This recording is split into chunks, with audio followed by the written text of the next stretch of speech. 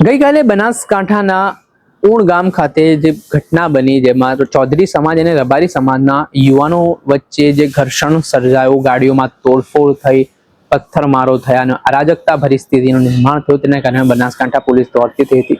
એટલે બંને સમાજના આગેવાનો સમાજના યુવાનોને અપીલ કરી રહ્યા છે, કાયદો હાથમાં ના લો, શાંતિથી આ બેઠક કરીને વિચાર વિમર્શ કરીને ચર્ચાનો અંત આવે તે માટેના પ્રયત્ન કરીએ। ત્યારે રબારી સમાજના આગેવાન ઠાકરસિંહ રબારીએ બે હાથ જોડીને સમાજોને શું કહ્યું, વિગતે વાત કરીએ। વૈષ્ણવજન તો તેને કહીએ જે પીડ પરાઈ જાનાને રે। નમસ્કાર દર્શક મિત્રો, નવજીવન ન્યૂઝમાં આપનું સ્વાગત છે। હું છું ફૈઝાન। ગઈકાલે ઉત્તર ગુજરાતમાં બનાસકાંઠામાં જે ઉણ ગામમાં આખો મામલો બન્યો, તેનાથી ગુજરાતભરમાં ઘેરા પ્રત્યાઘાત પડ્યા છે। બે સમાજ લાકડીઓ સાથે સામસામે આવી ગયો અને ધીંગાણું સર્જાયું। આખી વિગત તમને ખબર છે કે કિંજલ રબારીનો વિવાદ હતો, જેમાં રબારી સમાજ મેદાને આવ્યો હતો। ચૌધરી સમાજમાં કિંજલ રબારી જે લગ્ન કર્યા હતા, તે લગ્નના પ્રત્યે રોષ વ્યક્ત કરતા કિંજલ રબારીને ઘરે પરત ફરવું પડ્યું હતું।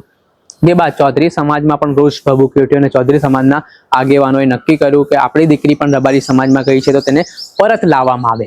આને લઈને ગઈકાલે જઈએ તો વાવ-થરાદ જિલ્લાના ભાબર ખાતે ચૌધરી સમાજની મીટિંગ મળી। મીટિંગમાં આક્રોશિત ભાષણ અમુક લોકો દ્વારા કરવામાં આવ્યા અને આને લઈને વિવાદ કરવાની શરૂઆત થઈ। આગેવાનોએ ઘણા યુવાનોને સમજાવ્યા પણ કેટલાક યુવાનો માન્યા નહીં ને તેઓ બનાસકાંઠાના ઉણ ગામ તરફ પહોંચ્યા ગાડીઓના કાફલા સાથે। અને ત્યારબાદ રબારી સમાજ અને ચૌધરી સમાજના યુવાનો વચ્ચે ઘર્ષણની સ્થિતિનું નિર્માણ થયું, ગાડીઓમાં તોડફોડ થઈ, માહોલ બગડ્યો। તે બાદ પોલીસ દોડતી થઈ, પોલીસે ટીયર ગેસના સેલ છોડ્યા, લાઠીચાર્જ કર્યો। આ સમગ્ર ઘટનામાં સોશિયલ મીડિયા પર હજી પણ ટીકા ટિપ્પણીઓ ચાલી રહી છે।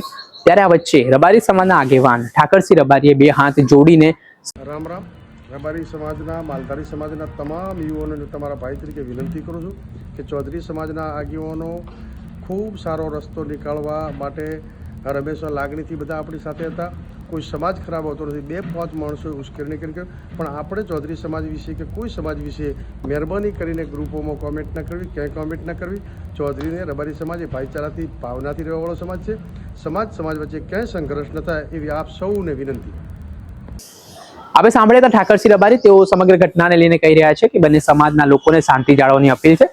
શાંતિથી સમાધાન આ કેસમાં આવી શકે છે। કોઈ પણ ઉશ્કેરાય નહીં ને કોઈ પણ શાંતિ દોરવાના પ્રયત્ન ના કરે। બંને સમાજ વચ્ચે વર્ગ વિગ્રહ અને વેરઝેર ઉભો ના થાય તે માટે બધા કોઈ એવા પગલા ના ભરે ને બંને સમાજના લોકો શાંતિ જાળવે તે માટેનો સંદેશ છે તે ઠાકરસિંહ રબારી હાલ સોશિયલ મીડિયાના માધ્યમથી આપતા નજરે પડ્યા છે।